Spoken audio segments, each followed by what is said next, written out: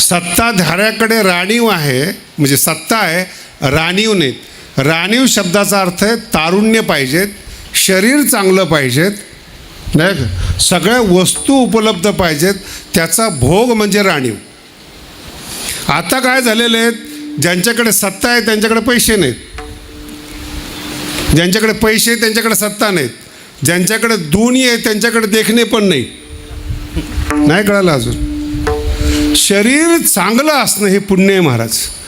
एखाद्या जीवाने तुमच्यासाठी समर्पण करावं हे पुण्याचं काम आहे. हे सामान्य लोक आहेत, जे लोक म्हणतात भाळली फिळी, काही मूर्ख असतात का भाळायला? एखाद्या जीवानं, पुरुष असो स्त्री असो, तुमच्यावर प्रेम करणं हे भाग्याचं लक्षण आहे. अहो, या कलियुगामध्ये कोण प्रेम करते महाराज? पैशावर प्रेम करतात म्हणून तुम्हाला मान आहे. मालक कळालं तुम्हाला? घरात आणताय म्हणून तुम्ही, ज्या दिवशी तुमच्याऐवजी तुमचा पोरगा आणायला लागला, म्हातारं साईडला जातं. अगोदर त्याला आंघोळ करू द्या, नंतर तुम्ही करा. तुम्हाला कुठं जायचं आहे का? आणि यांनी सांगायचं निवृत्तीनाथ महाराज कोण आहे? ज्याला आंघोळीला नीट पाणी मिळत नाही, भाकरी वेळेवर मिळत नाही, बुद्धी नीट चालत नाही, यांनी सांगायचं का आम्ही परमार्थिक माणसं कोण आहेत? म्हणून कधी कधी कीर्तनकार लोक फार वैतागतात, महाराज जरा यांच्याविषयी काय काय बोला, मूर्खाविषयी कोण बोलतंय? जे आपल्या कर्मानं गुलाम आहेत. विठ्ठल विठ्ठल हरिपाठामध्ये 2 अभंग आहेत, पर्वताप्रमाणे. सगळ्यांचं पाठ आहे. आणि त्याच्यामध्ये काही हे आहेत, सायास करीशी. तुम्हाला कधी असं वाटलं का हे महाराज लोकांसाठी ओवी म्हणून अभंग आहे म्हणून असं वाटलं तुम्हाला? जे प्रापंचिक लोक आहेत ना, त्यांच्याकरता एकच वाक्य आहेत, पर्वताप्रमाणे. संपले ना ते. देशाला भ्रष्टाचार करून, लोकांना गणवून, नातेवाईकांना मातीत घालून, भेसळ करून पैसे कमवणाऱ्या लोकांना एकच वाक्य आहे, पर्वताप्रमाणे. संपलं ना. पुन्हा सायासकर्षी कशा करता म्हटलेले आहेत? ते महाराज लोकांसाठी. आणि प्रपंच शब्दाचा गोड अर्थ मी आता लिहिलंय ते हरिपाठ. हरिपाठ हा ज्ञानेश्वरीपेक्षा कठीण आहे ते, म्हणून लिहिलंय मी तो.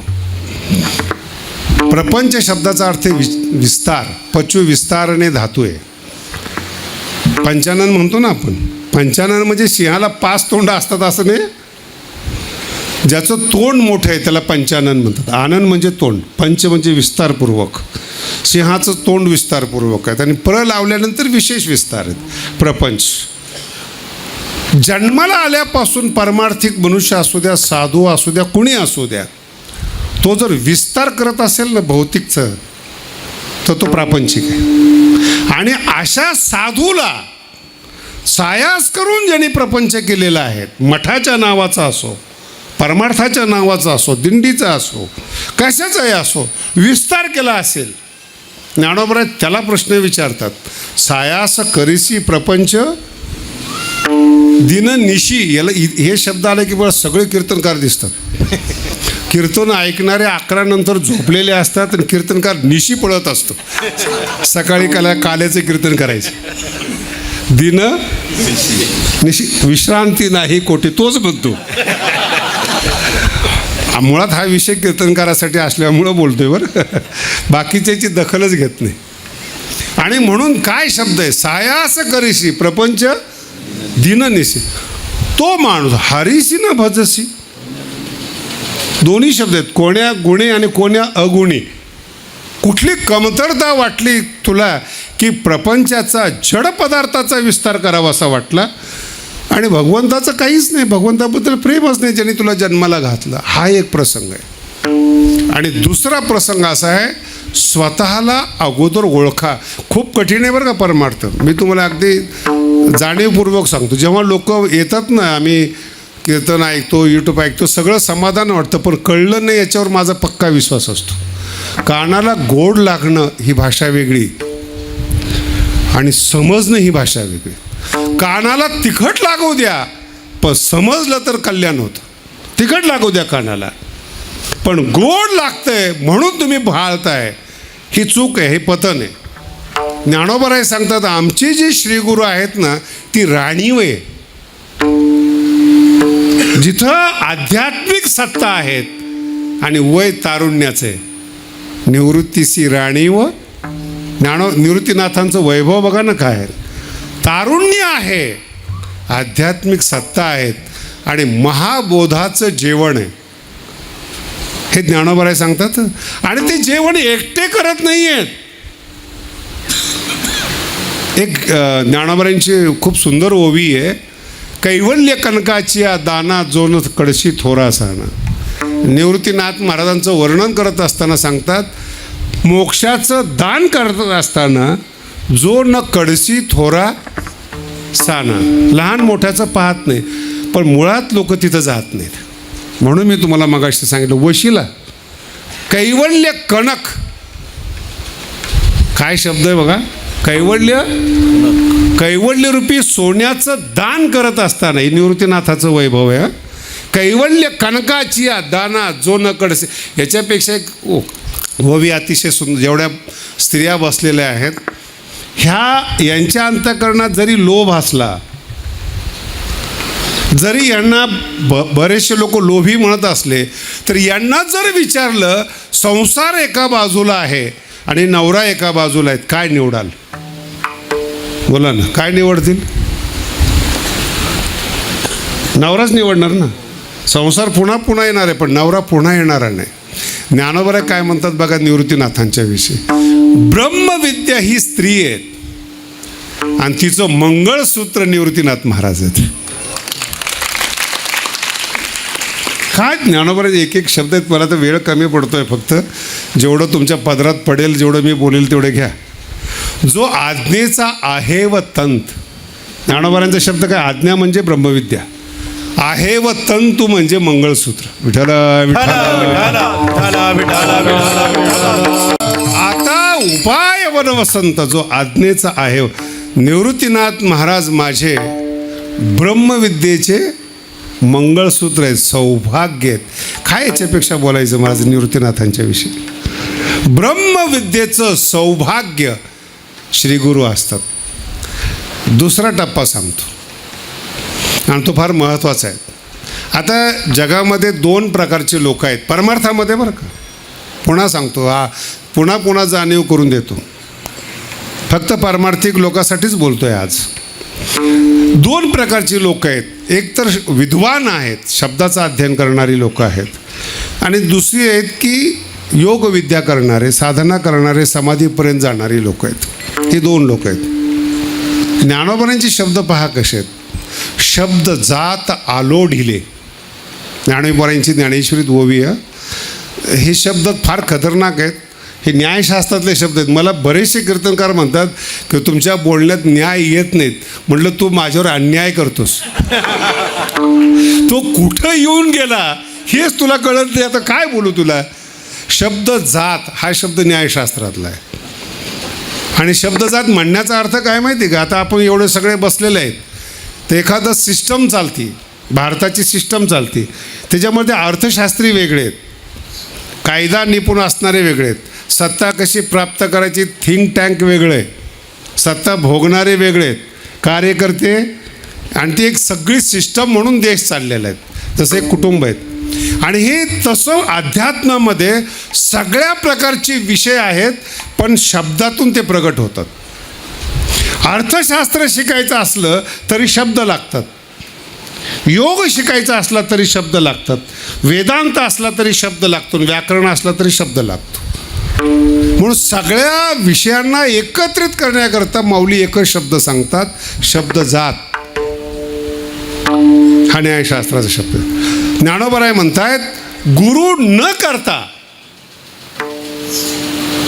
करता सुद्धा शब्द चुकतोय.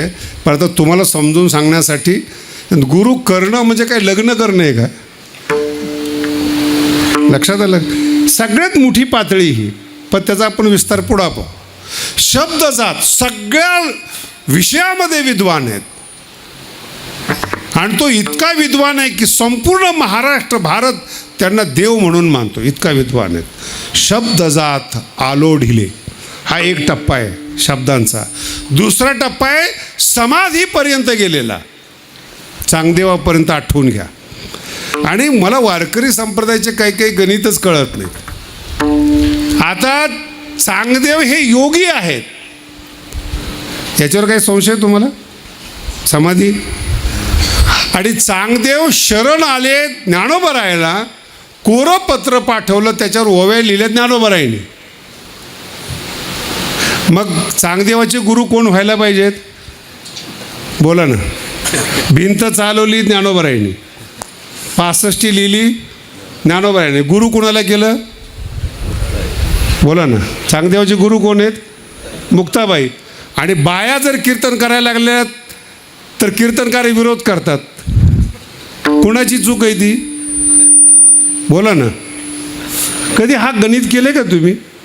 म्हणजे 65 लिहिली योग्यासाठी, चांगदेवासाठी, पण चांगदेवाने गुरु करताना मुक्ताबाईला केलं. आणि दुसरं सांगतो महाराज, उद्धवासाठी गुरु श्री राधिका आहे. काय भारत श्रेष्ठ आहे हो. उद्धवाचे गुरु कोण आहेत? राधिका आहे.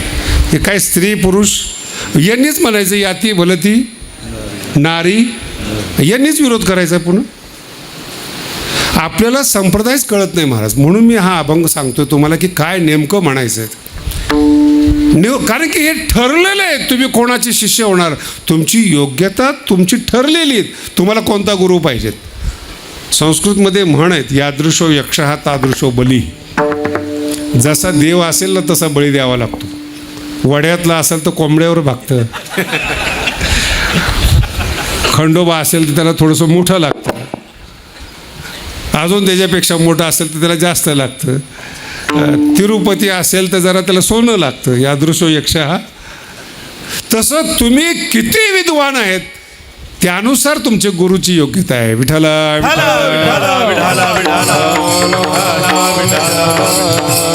तुम्ही निवडताय गुरुला निवडताय तुम्ही. आणि गुरु कळाले पाहिजेत. ज्ञानोबराय म्हणतात काही नाही जगामध्ये समाधीपर्यंत गेलेला असू द्या, ओवी पूर्ण पक्के लक्षात ठेवा.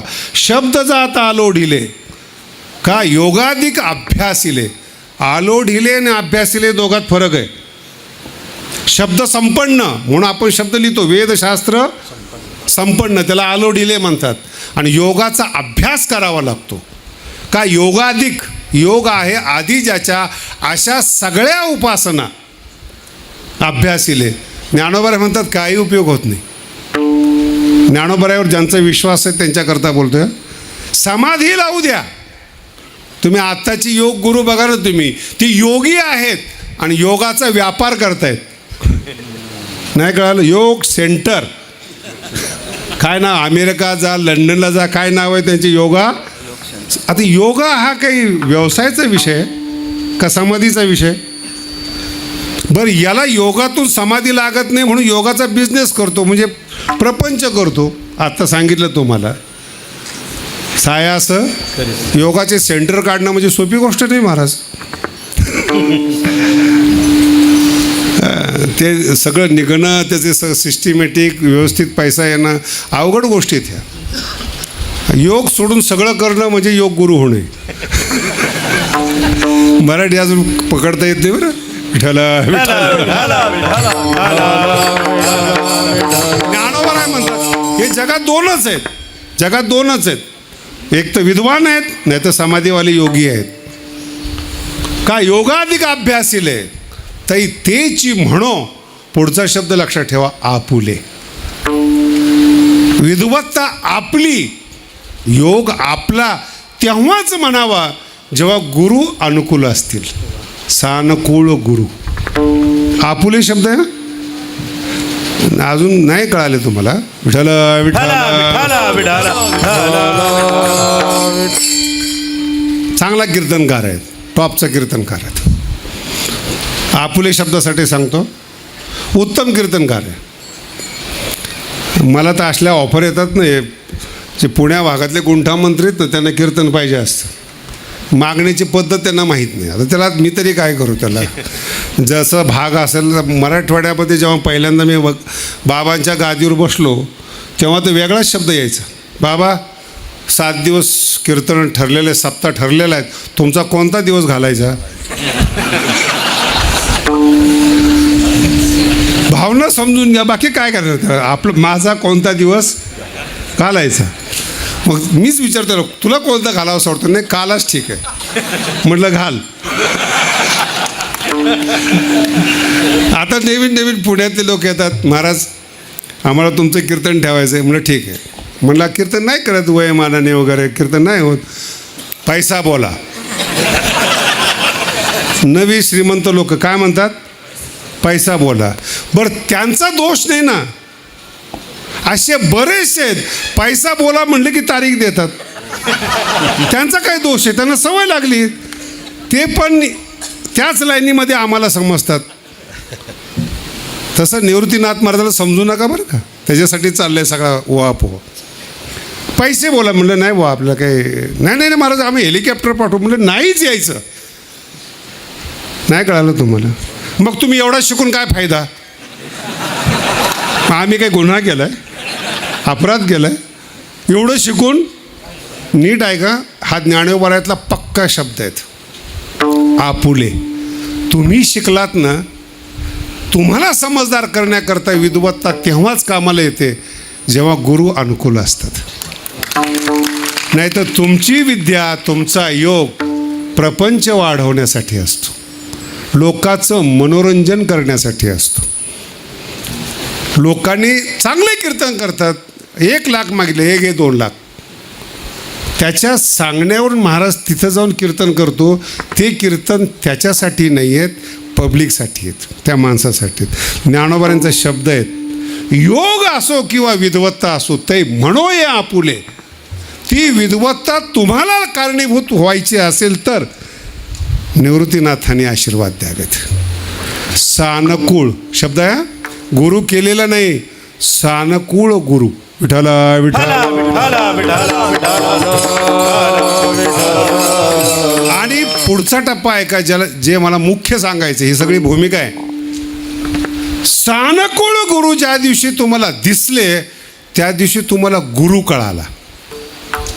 आणि ज्या दिवशी गुरु कळाला त्याची प्रतीती आणि त्याचं विश्लेषण हे 2 वेगळ्या वेगळ्या गोष्टी. गुरुचं मोठेपण सांगणं हा बौद्धिक विषय. 2-4 ओव्या पाठ करा, म्हणून जाण तेनी न भासणारा माणूस सुद्धा ही ओवी घेतो.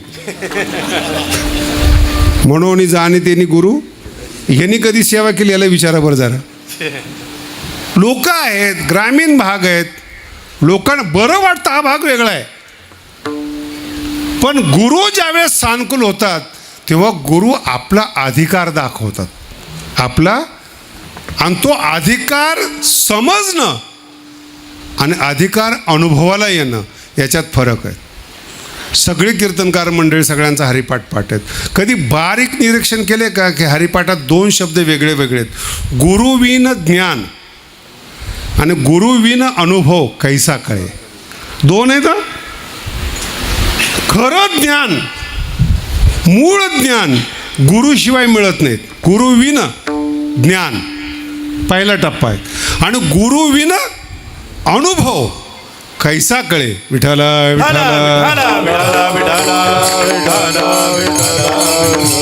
जर अनुभव कळाला तर पहिल्या चरणात सांग, श्री गुरु सारी खा असता पाठी राखा. श्री गुरु सारी खा असता पाठी राखा. इतरांचा लेखा कोण करी, कोण करी. इतरांचा लेखा कोण करी. श्री गुरु सारी